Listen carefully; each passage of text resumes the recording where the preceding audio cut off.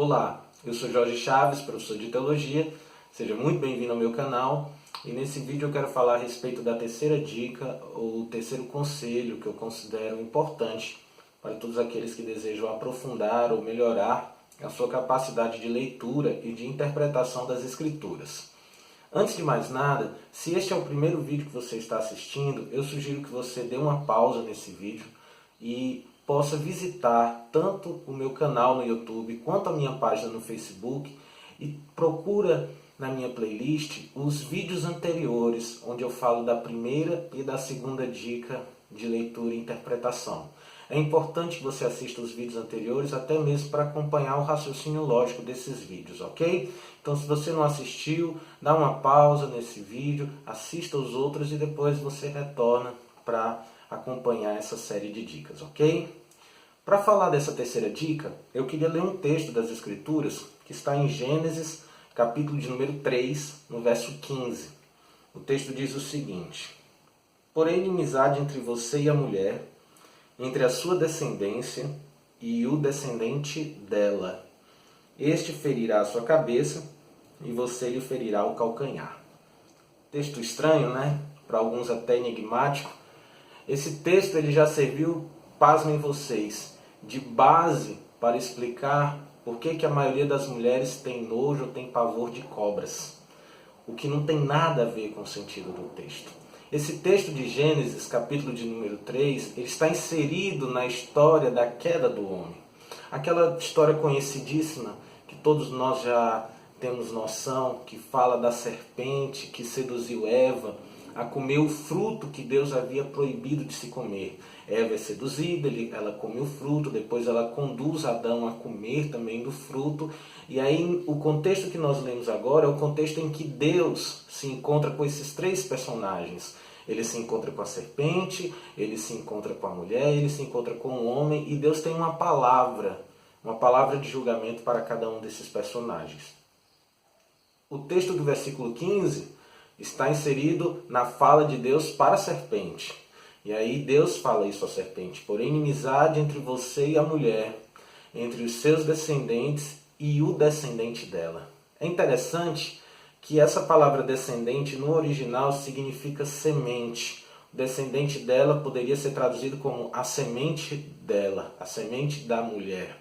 E é estranho porque no contexto cultural judaico, a procriação era explicada da seguinte forma: a semente do homem era plantada no ventre da mulher. Ou seja, quem possuía a semente era o homem, não a mulher. A mulher não tinha semente. Mas o texto fala que a semente da mulher irá destruir a cabeça da serpente e irá destruir os descendentes da serpente. É interessante isso porque o texto está indicando que o descendente da mulher é alguém que terá um nascimento especial, um nascimento totalmente diferente, e este alguém será alguém especial também e vencerá as forças do mal. Para você entender melhor esse texto, então, é preciso visitar alguns outros textos das Escrituras. Por exemplo, Isaías capítulo de número 7, no verso 14, diz que a virgem conceberá. Algumas traduções podem dizer também a mulher em idade de casar, mas a mulher em idade de casar, na época do judaísmo antigo, era uma virgem. Então, essa virgem conceberá, ou seja, dará à luz sendo virgem. Como é que isso pode acontecer? Como é que eu posso entender isso? Eu tenho que ir, então, no Novo Testamento, que conta a história do quê? Do nascimento virginal de Cristo Jesus. Ou seja, o texto de Gênesis, capítulo 3, verso 15, escrito séculos e séculos antes do nascimento de Jesus, já apontava para essa realidade de que Jesus teria um nascimento espetacular, um nascimento virginal. Ele seria a semente da mulher, o descendente da mulher que esmagaria a cabeça da serpente. Ou seja, o texto de Gênesis já é um pequeno resumo, já é um apontamento do que aconteceria aonde? No Evangelho, da missão de Cristo nos Evangelhos. Por que eu estou falando desse texto e dando essa interpretação do texto?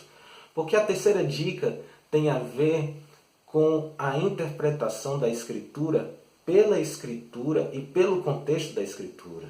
Ou seja, eu estou falando aqui de duas regras básicas. A primeira regra é que a Bíblia se auto-interpreta, ou seja, textos mais claros vão dar explicações a textos mais obscuros, e textos obscuros precisam ser interpretados dentro do contexto geral do ensino das Escrituras. Nós precisamos interpretar a Bíblia pela Bíblia, entendendo o ensino geral dessa Bíblia. A Bíblia tem um ensino geral sobre a vinda do Messias, a missão do Messias, a transformação que o Messias causaria no mundo e a restauração desse mundo pela missão do Messias. Então, a Bíblia tem esse ensino geral. Em cima desse ensino geral, eu vou buscando as particularidades de interpretação dos textos obscuros, sempre respeitando a regra de que a Bíblia se auto-interpreta. Então, o texto obscuro de Gênesis, que fala de uma semente da mulher que esmagará a cabeça da serpente, vai encontrando explicação dentro do restante dos livros das Escrituras, porque aqui nós estamos falando de uma revelação progressiva, ou seja, Deus foi dando mais a conhecer do seu projeto, da sua missão, no decorrer dos séculos, no decorrer da revelação. Ou seja, a revelação divina nas Escrituras ela é progressiva. Quando eu respeito essa regra que ela é progressiva, eu pego o contexto geral, pego os textos depois daquele texto que eu li, livros que vêm depois, porque eles vão me ajudar a entender melhor aquele texto de um livro anterior das Escrituras que me parece obscuro. É importante dizer isso porque isso reforça a autoridade das Escrituras.